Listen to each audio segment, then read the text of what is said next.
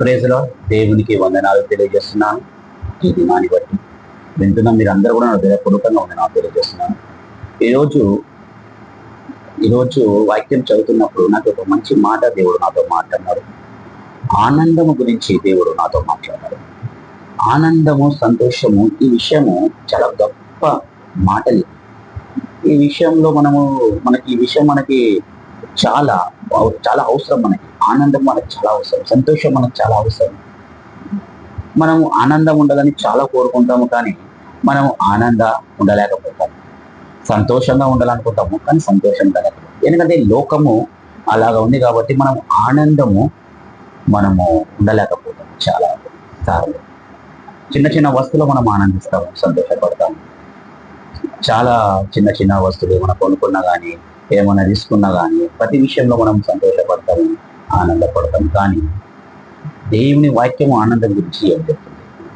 ఫిలిప్పీయులకు రాసిన 4:4 వచనంలో రాయబడింది, ఎల్లప్పుడూ ప్రభువునందు ఆనందించుడి, ఎల్లప్పుడూ ప్రభువునందు ఆనందించుడి, మరలా చెప్పుతున్నాను ఆనందించండి. అంటే ఈ మరలా చెప్పుతుందంటే దీనికి ఎంత ఇంపార్టెన్స్ ఇస్తుంది, ఆనందంకి వాక్యము ఎంత ఇంపార్టెన్స్ ఇస్తుందని మాకు అర్థమవుతుంది. అంటే మనం ఆనందంగానే ఉండాలా ఎల్లప్పుడూ, ప్రతి నిమిషము, ప్రతి దినము మనం ఆనందం ప్రభువులు. దేవుని వాక్యం ఈ ఆనందంలో మనకి చాలా అవసరమని వాక్యం చెప్తుంది. ఎందుకు చెప్తుందంటే మనం ఇది ఆలోచించాలి. ఎందుకు చెప్తుంది ఆనందంగా ఉండాలని?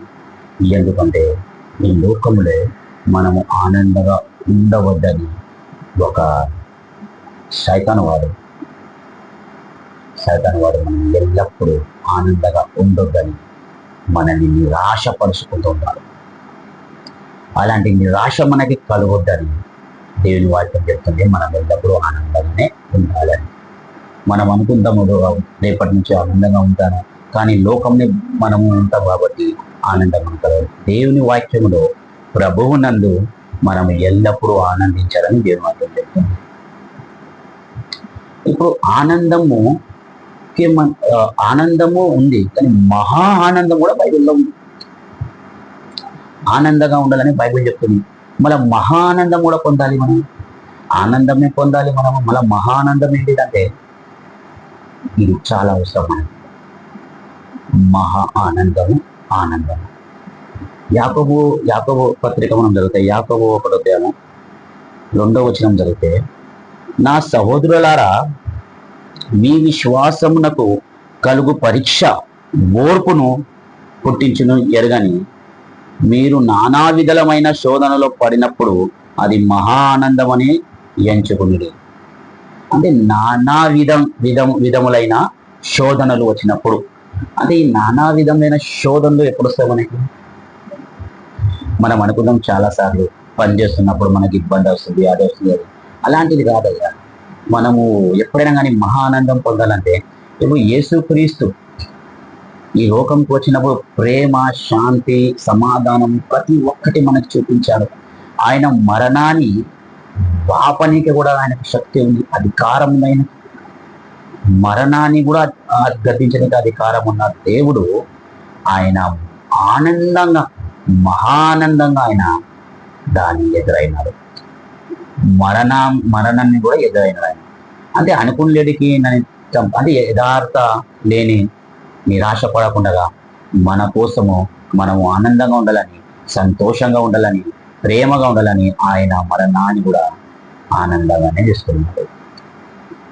ఆయనతో పాటు ఆయన మనకి నేర్పించాడు ఏమంటే మహా ఆనందం పొందాలంటే ఎలా. ఆయనతో పాటు ఉన్న శిష్యులు కూడా, 12 మంది శిష్యులు కూడా మహా ఆనందాన్ని పొందారు. చాలాసార్లు వాళ్ళు మరణిస్తున్నప్పుడు ఆనందంగానే మరణించారు. ఎందుకంటే దానిలో మహానందం ఉంది.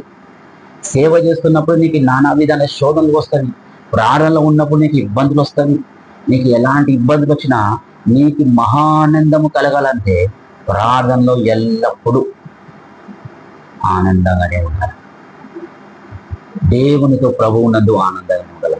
ఈ జీవితంలో నిరాశ చాలాసార్లు వస్తుంది, కానీ ఆ నిరాశలో మనము ఉండకుండా ఆనందంగా ఉండాలి. మనము ఆనందంగా, మహానందంగా ఉండాలంటే నిరాశలో ఉన్నప్పుడు మనం ఆనందంగా ఉండాలి.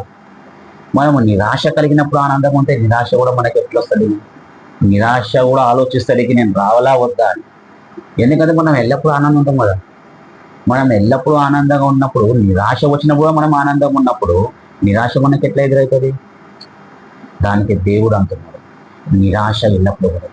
నీకు ఎవరు ఉన్నా లేకున్నా, నీ ఎంపడ ఉన్నా లేకుండా, నిన్ను ఎవరైనా ఇబ్బందులు పెడుతున్నా, నీ గురించి తప్పులు మాట్లాడుతున్నా, ఎంత శోధనలు, ఎంత శత్రువుతం ఎంతైనా చేస్తున్నప్పుడు కూడా నీవు మాత్రం ఆనందంగానే ముందుకు సాగించాలి, ముందుకు నడుచుకోవాలా. ఎందుకంటే దేవుని వాక్యం సెలవిస్తుంది, ఆనందంగా ఉండాలి, ఎల్లప్పుడూ ప్రభువు నందు ఆనందించాలా. ఎప్పుడు శోధనలు వచ్చినా, ఇబ్బందులు వచ్చినా మహా ఆనందం అని దాన్ని ఎంచుకున్నాడు. మహా ఆనందం అని ఎంచుకున్నాడు. సో దానికే నేను చెప్పేది ఏమంటే, ఈరోజు నాకు మంచి మాట మాట్లాడదు. ఒంటరిగా ఉన్నప్పుడు దేవునితో సహవాసము, దేవునితో కూర్చోవడము, మాట్లాడడము, ప్రార్థనలో ఏకీభవించి దేవునితో సహవాసం ఎంత చేస్తే అంత నీకు ఆనందం, అంత ఆనందం నీకు కలుగుతుంది. ఈ లోకంలో ఉన్న మనుషులు నీకు ఎప్పుడైనా నిరాశపరిచే మాటలు మాట్లాడచ్చు, కానీ దేవుడు నీకు ఎప్పుడైనా కానీ ఆనందంగానే ముందుకు సాగిస్తారు.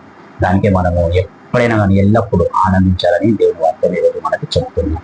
ఈ చిన్న వాక్యము దేవుడు ఆశీర్వదించను గాక. ఆమేన్.